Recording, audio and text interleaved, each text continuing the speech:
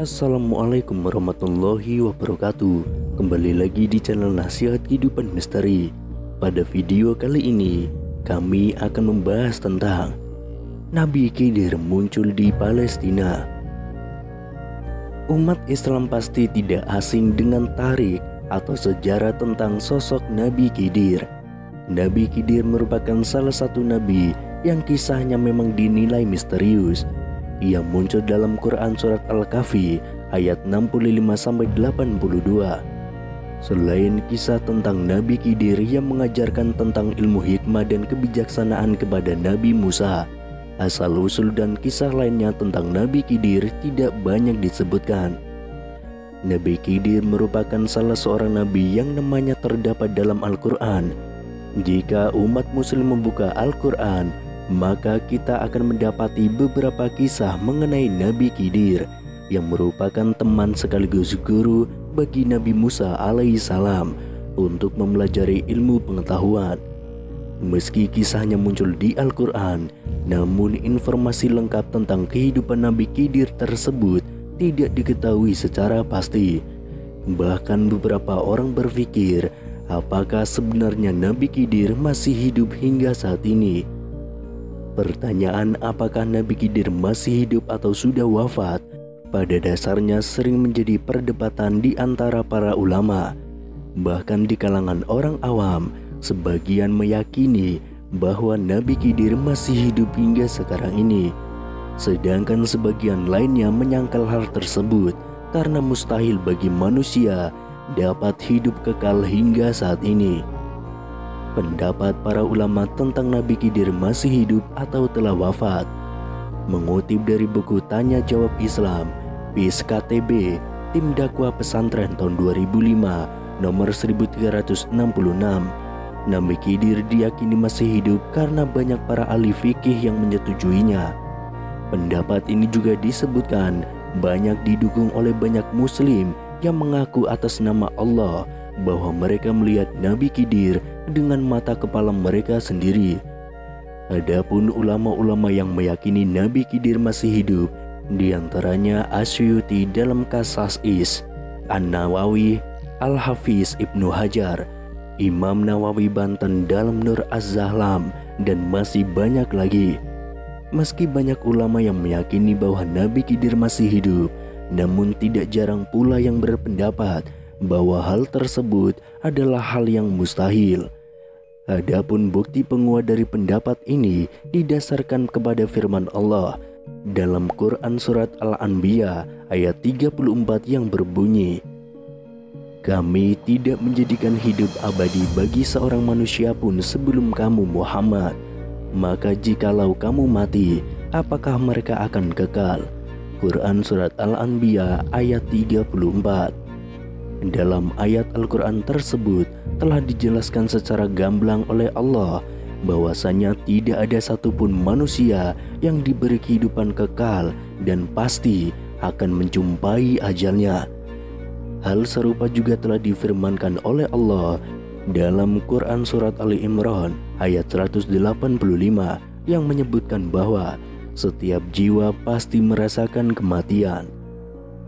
Selain itu, ada juga kisah dari Nabi Khidir yang bisa menjadi teladan bagi kita semua. Nabi yang menerima wahyu melalui mimpi itu pada suatu malam bermimpi mendapatkan perintah.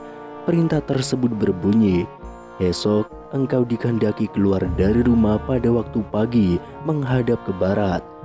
Begitu bunyi bait pertama kepada Nabi Khidir.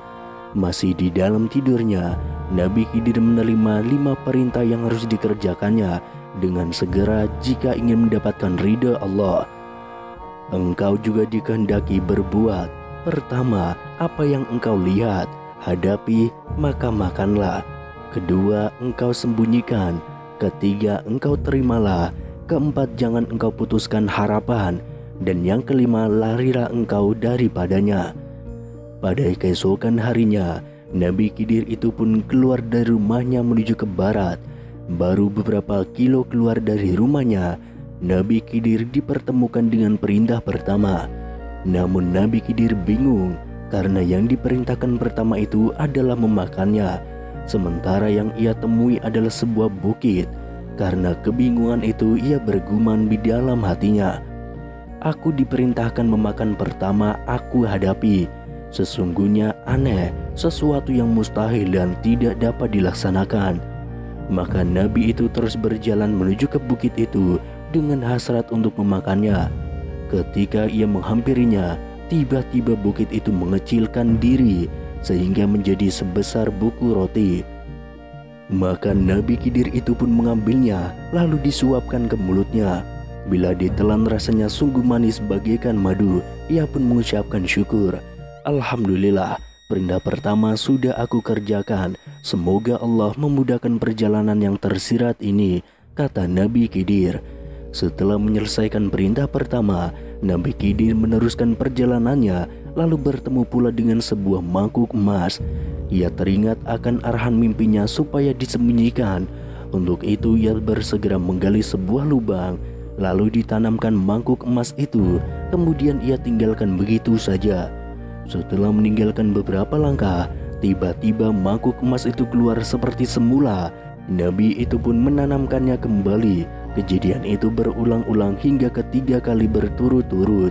Maka tatkala Nabi Khidir, "Aku telah melaksanakan perintahmu ya Allah." Lalu ia pun meneruskan perjalanannya.